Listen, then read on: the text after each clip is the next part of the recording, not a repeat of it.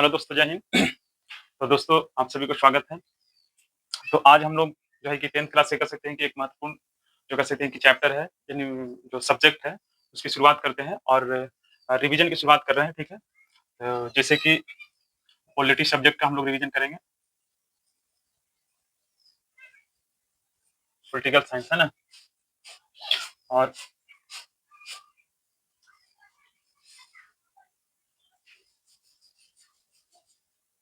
किसी भी एग्जाम की अगर हम लोग तैयारी करते हैं, तो उसमें रिवीजन का बहुत ज़्यादा महत्व है, क्योंकि रिवीजन हमें क्या करता है, तो अपनी तैयारी को बेहतर करने में क्या करता है, मदद करता है, ठीक है? इसलिए हमें रिवीजन करना चाहिए। तो उसी को ध्यान में रखते हुए जो है कि हम एक ऐसा सब्जेक्ट की रिवीजन लेकर आए हैं, जो एग्जाम के लिए काफ़ी कह सकते हैं कि महत्वपूर्ण है। तो जैसा कि हम लोग जानते हैं पॉलिटिकल साइंस, इसको इंग्लिश में क्या बोलते थे, ये इंग्लिश में पॉलिटिकल साइंस कहते हैं और इसे हिंदी में क्या कहा जाता है, तो राजनीति शास्त्र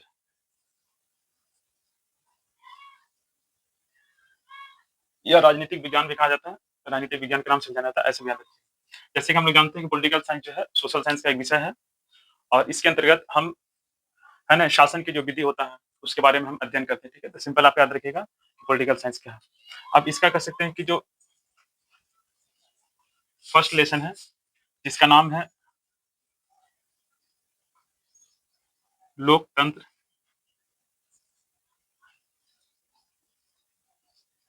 में सत्ता की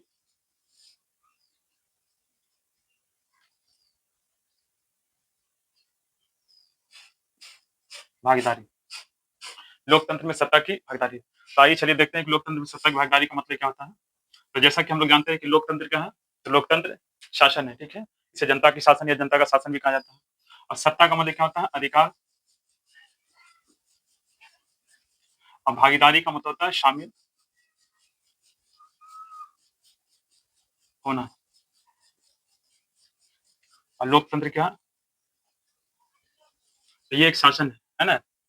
अब देखिए, लोकतंत्र में सत्ता की भागीदारी का मतलब यहीं से पता चल जाता है कि लोकतंत्र में सत्ता की भागीदारी का मतलब क्या है।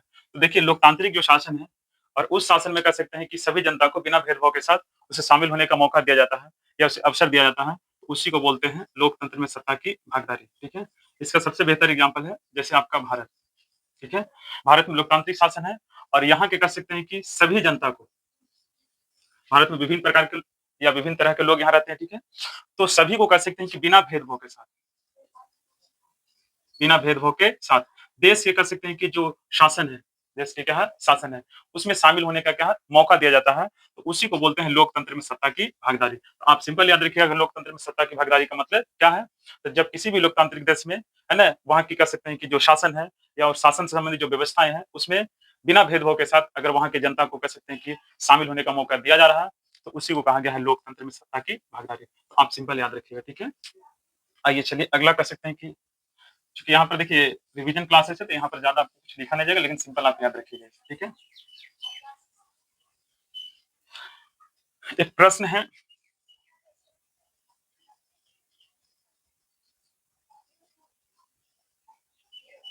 लोकतंत्र में द्वंद्व, ठीक है? तो लोकतंत्र मतलब हम लोग जान रहे हैं,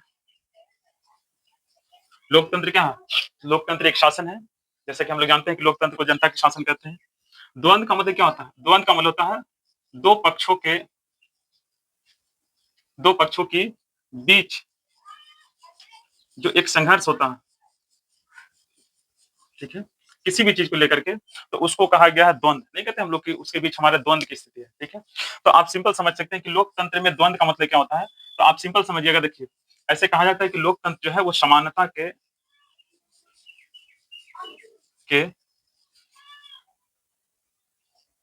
सिद्धांत पर आधारित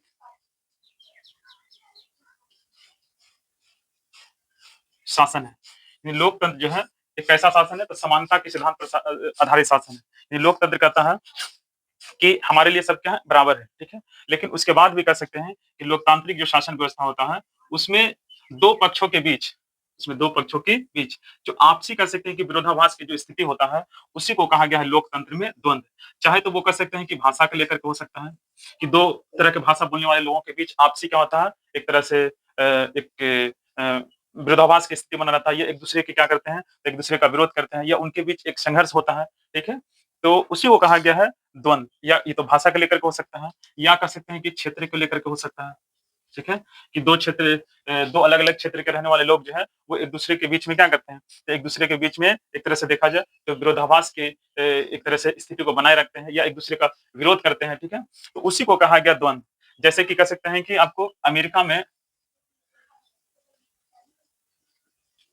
श्वेत और अश्वेत, श्वेत का मतलब होता है गोरे लोग और अश्वेत का मतलब होता है काले लोग। ठीक है? तो अमेरिका के अंदर कह सकते हैं कि ये 2 पक्षों के बीच आपसी क्या होता है, तो एक तरह से संघर्ष या इनके बीच कह सकते हैं कि विरोधाभास की स्थिति क्या बना रहता है। विरोधाभास का मतलब कि ये एक-दूसरे का क्या करते हैं, विरोध करते हैं। ये एक-दूसरे के बीच में क्या करते हैं, भेदभाव करते हैं, ठीक है? तो इस तरह की जो स्थिति होता है, उसी को कहा गया है लोकतंत्र में द्वंद। लोकतंत्र में क्या कहा गया? द्वंद। द्वंद का मतलब होता है 2 पक्षों के बीच जो होने वाला जो संघर्ष है, विरोधाभास की जो स्थिति है, उसी को कहा गया लोकतंत्र में द्वंद। तो आप सिंपल इसको ऐसे आंसर लगाइएगा कि लोकतंत्र जो है एक समानता के सिद्धांत पर आधारित शासन पद्धति है, लेकिन उसके बाद भी कह सकते हैं कि 2 पक्षों के बीच आपसी कह सकते हैं कि विरोधाभास की स्थिति क्या होता है, बना रहता है, तो उसी को कहा गया है लोकतंत्र में द्वंद। जैसे कह सकते हैं कि अमेरिका में श्वेत-अश्वेत, भारत के अंदर कह सकते हैं जाति के आधार पर भी 2 पक्षों के बीच एक मतलब विरोधाभास की स्थिति बना रहता है या क्षेत्र के आधार पर, भाषा के आधार पर, ठीक है? एक-दूसरे के बीच में कह सकते हैं कि विरोध या भेदभाव किया जाता है। तो उसी को बोला जाता है लोकतंत्र में द्वंद, ठीक है? तो ये याद रखिएगा कि लोकतंत्र में द्वंद का मतलब क्या होता है। और एक यहाँ पर जो एक प्रश्न बनेगा कि लोकतंत्र जो है किस पर आधारित शासन पद्धति है? तो समानता के सिद्धांत पर आधारित शासन पद्धति है। तो लोकतंत्र को स्थापना जो किया गया है, ठीक है? वो समानता के सिद्धांत पर आधारित अ मतलब एक तरह से देखा जाए आधार पर इसकी स्थापना किया गया है। लोकतंत्र ये कहता है कि हमारे लिए सब क्या है बराबर है, लेकिन उसके बाद भी कह सकते हैं कि कुछ पक्षों के बीच या 2 पक्षों के बीच आपसी संघर्ष या एक तरह से विरोधाभास की स्थिति क्या होता बना रहता है, तो उसको ध्यान रखिएगा। अमेरिका के अंदर क्या था? काले-गोरे, ठीक है? अब यही अमेरिका के अंदर कह सकते हैं कि काले-गोरे के बीच में जो भेदभाव होता था, उसी को कहा गया था उसको कहा गया रंग-भेद की नीति, ठीक है? रंग भेद की नीति। तो आपसे पूछा जाएगा रंग भेद की नीति का मतलब क्या होता है? तो जिस नीति के अनुसार जो है रंग के आधार पर मतलब काले-गोरे के आधार पर भेदभाव किया जाता है तो उसको क्या कहा जाता है? रंग भेद की नीति, ठीक है? अब इसका विरोध करने वाला एक व्यक्ति थे जिसका नाम था मार्टिन लूथर किंग।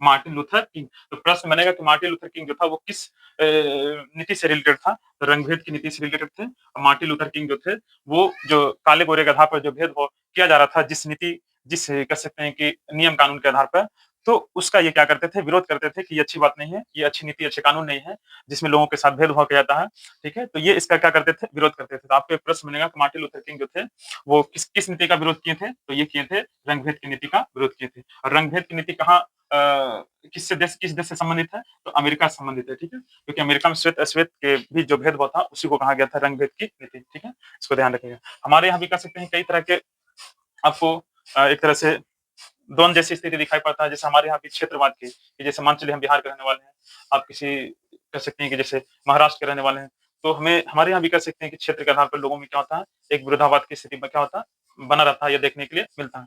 तो यही सब कह सकते हैं कि आपको कहलाता है लोकतंत्र में द्वंद। लोकतंत्र में क्या कहलाता है? द्वंद। तो ये ध्यान रखिए।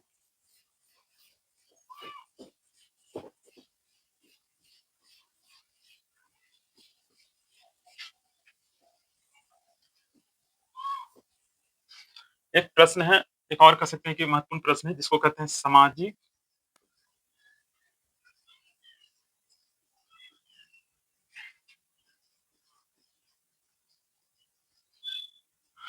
भेद की उत्पत्ति, ठीक है? सामाजिक मतलब समझ रहे हैं, है ना?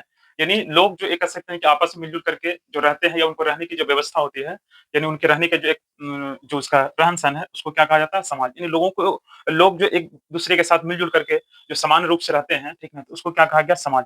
अब उसके अंतर्गत कह सकते हैं कि उसमें कुछ कह सकते हैं कि भाषा, जाति, है ना? या एक तरह से लिंग, है ना? संप्रदाय के आधार पर क्या होता है? थोड़ा भेदभाव बना रहता है, तो उसको बोलते हैं सामाजिक विभेद। और उत्पत्ति का मतलब होता है जन्म। उत्पत्ति का मतलब क्या होता है? जन्म। तो आपसे यहाँ पर पूछा जा रहा है कि समाज में जो सामाजिक विभेद विभेद का मतलब क्या है? भेदभाव।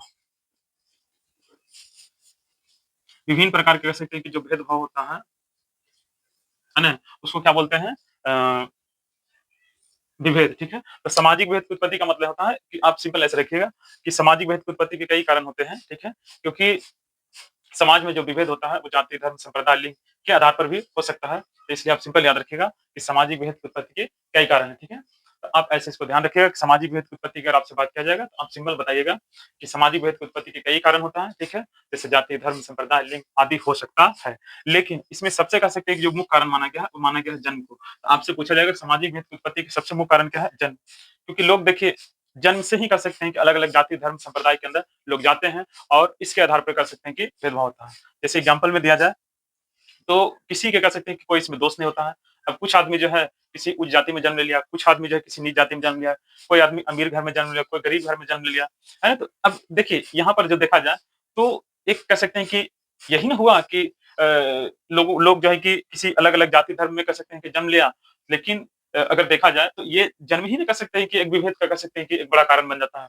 इसलिए कह सकते हैं कि सामाजिक भेद की उत्पत्ति के तो कई कारण हैं, लेकिन सबसे अगर प्रमुख कारण किसी को माना गया है, तो वो माना गया है जन्म को, ठीक है? तो आप इस तरह से याद रखिएगा कि सामाजिक भेद की उत्पत्ति से आप क्या समझते हैं? तो समाज में जो विभिन्न आधारों पर, है ना? जैसे लिंग, धर्म, संप्रदाय के आधार पर जो भेदभाव होता है, ठीक है? तो उसको बोलते हैं सामाजिक भेद और इसी से कह सकते हैं कि समाज में भेदभाव उत्पन्न होता है। तो सामाजिक भेद की उत्पत्ति से आप ऐसे सिंपल याद रखिएगा, ठीक है?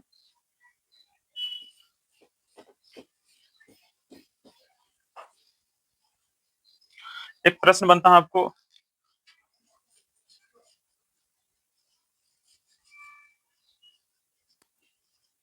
सामाजिक भेद और सामाजिक विभाजन।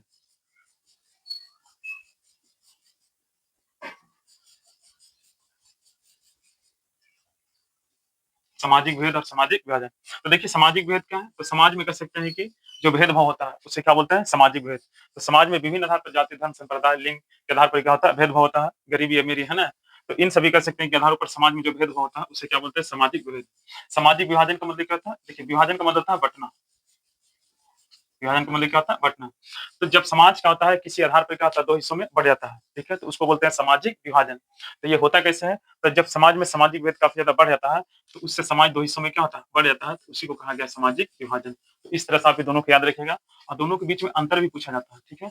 कि सामाजिक भेद और सामाजिक विभाजन में क्या अंतर है? तो आप कहिएगा कि समाज में जो विभिन्न आधार पर जो होने वाला भेदभाव है, उसे सामाजिक भेद कहते हैं और जब सामाजिक भेद काफ़ी ज़्यादा बढ़ता है और समाज 2 हिस्सों में बढ़ जाता है, तो उसको बोलते हैं सामाजिक विभाजन। ऐसे सिंपल इसको याद रखिएगा, ठीक है? जैसे इसका एग्जाम्पल होता है घर। अगर घर में किसी आधार पर लड़ाई-झगड़ा होता है तो उसको आप एक विभेद के रूप में समझ सकते हैं और वही लड़ाई-झगड़ा काफ़ी ज़्यादा बढ़ जाता है तो घर 2 हिस्सों में बढ़ जाता है तो उसको क्या बोलते हैं? तो उसको समझना है सामाजिक विभाजन के रूप में। आप इसे ऐसे याद रख सकते हैं, ठीक है?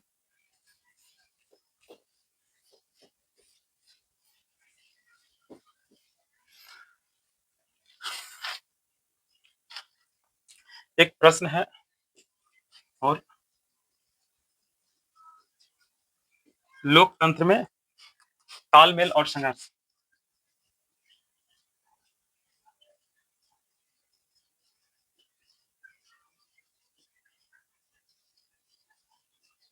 तालमेल और संघर्ष। देखिए, लोकतंत्र में विभिन्न तरह के लोग रहते हैं, ठीक है?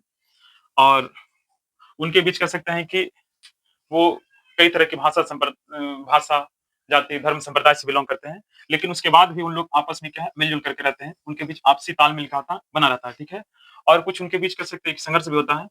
तो उसी को कहा गया है लोकतंत्र में तालमेल और संघर्ष, ठीक है? इसका बेहतर एग्जाम्पल है आपका अपना भारत। ठीक है? भारत में काफ़ी ज़्यादा कह सकते हैं विविधता है, क्योंकि यहाँ विभिन्न तरह के लोग रहते हैं, लेकिन उसके बाद भी कह सकते हैं कि इन लोगों के बीच आपसी तालमेल क्या है, बना रहता है, आपसी भाईचारा क्या है, बना रहता है और इस तरह से कह सकते हैं कि जो एक आपसी भाईचारा जो बना रहता है या उसे बनाए रखने का जो प्रयास किया जाता है, हालाँकि जो विभिन्न तरह के कह सकते हैं कि जो लोग होते हैं, उसके बीच कह सकते हैं कि संघर्ष भी चलते रहता है, ठीक है?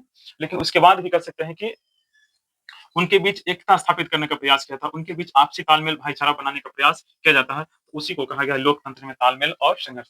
आप सिंपल ऐसे लिख सकते हैं कि लोकतंत्र में विभिन्न तरह के लोग रहते हैं, ठीक है? लेकिन उसके बाद भी वो लोग जो है कि आपस में मिल-जुल करके रहने का प्रयास करते हैं। उनके बीच आपसी भाईचारा, एकता, प्रेम बना रहता है, ठीक है? और इस तरह से कह सकते हैं कि उन लोग जो है कि अपने देश या खुद को कह सकते हैं कि आगे बढ़ाने का प्रयास करते हैं, ठीक है? तो उसी को कहा गया है लोकतंत्र में तालमेल और संघर्ष। लोकतंत्र में तालमेल, संघर्ष।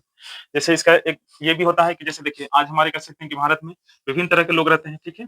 अब इनके बीच कह सकते हैं कि कभी न कभी कुछ न कुछ संघर्ष होते रहता है, लेकिन उसके बाद भी कह सकते हैं कि उनके बीच एकता स्थापित या उनके बीच आपसी भाईचारा, प्रेम बनाए रखने का प्रयास किया जाता है, तो उसी को बोलते हैं लोकतंत्र में तालमेल और संघर्ष, ठीक है?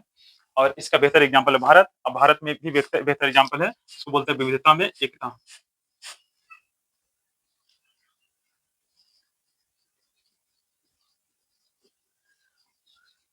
विविधता में एकता। ये विविधता में एकता किसको बतला रहा है? तो लोकतंत्र में जो तालमेल और संघर्ष है, उसी को बतला रहा है।